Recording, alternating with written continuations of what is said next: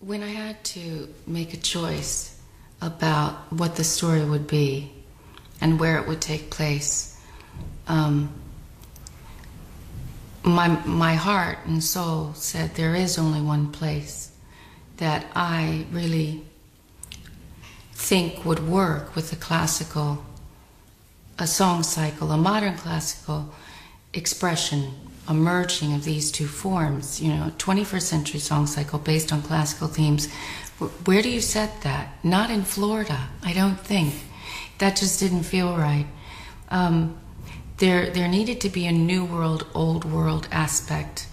And I felt that the couple, they were traveling to the old world to claim something, a fragment of their relationship. Whether the him in the story is of the old world, he has the power of tide and wave.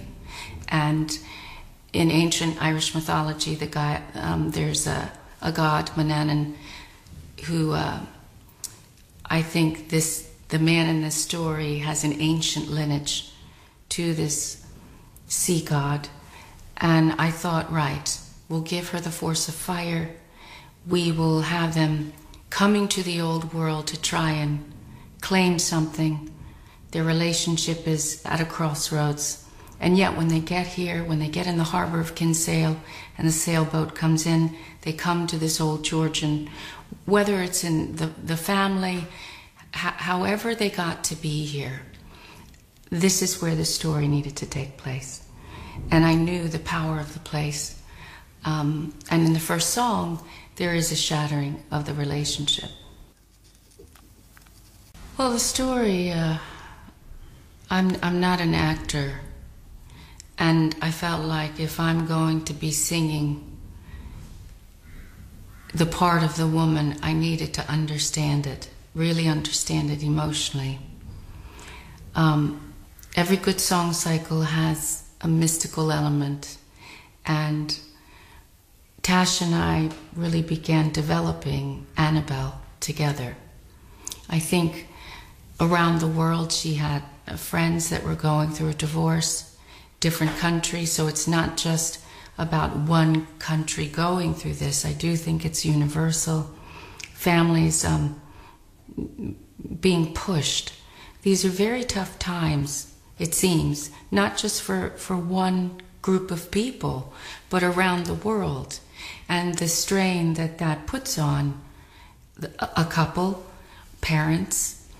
Tash would say to me, why can't grown-ups fix their problems before they drag the kids through it? And I thought Annabelle has to have this wisdom, childlike wisdom, but also sage wisdom. And so, have I experienced these things that this woman has? Well, yes, in some way. Not exactly as I tell it in the story. I think as a writer you have to sculpt. And I wanted it to take place, her psychological process, from dusk till dawn.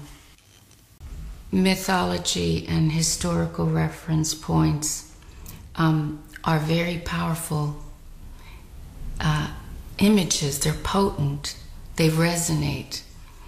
And I do think we have somewhere in us, we're pulled to certain countries. Some of us go to ancient Greece, some of us go to Eastern Europe, some of us go to Central America, or there might be Europeans who come and find the Native American culture because they're drawn to something that they can't explain or express. Some people are drawn to Asia, and so forth. Many people in the quote-unquote New World, especially in the States, they do come back to Europe to try and find the ancient stories. Because in the United States, you don't even hear stories of Native Americans. You're beginning to now. There's been a shift. But for the longest time, it was very much about the last 400 years. Europe is such an ancient place with stories that go back. And I do think Americans are drawn to find these mythologies because you don't get taught them in school. You hear about the Greek one, but that's about it. And so the Irish people that I know, all of them, most of them know of the Tuatha De Danann, and I'm saying it as an American, of course, and not in Irish. And they know of the gods and goddesses. And that, to me, is a very powerful thing.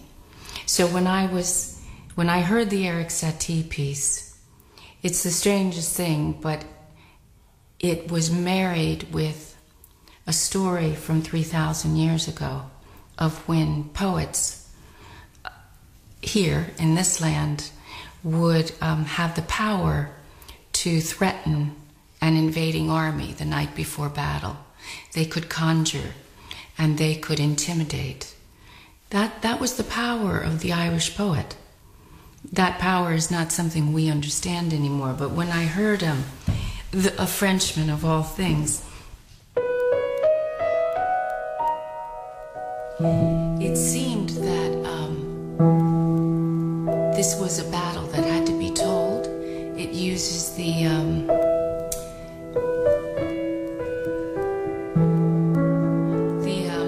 alphabet, the Ogham, and it was something that haunted me for weeks. I was reading a book, The White Goddess by Robert Graves, that talked about the alphabet and the prose, what the trees meant. You, as a poet, then you had to understand the properties. It wasn't just about, okay, the vine, it can make a certain ale, the ivy. It's more than that. It's connected with times of the year when certain ceremonies would take place. And so Battle of Trees was a place where the couple, they were fighting on the same side. And they weren't turning their words against each other, but towards an invading force. And Annabelle takes the woman back in time to when this couple wasn't fighting against each other, but fighting an outside force.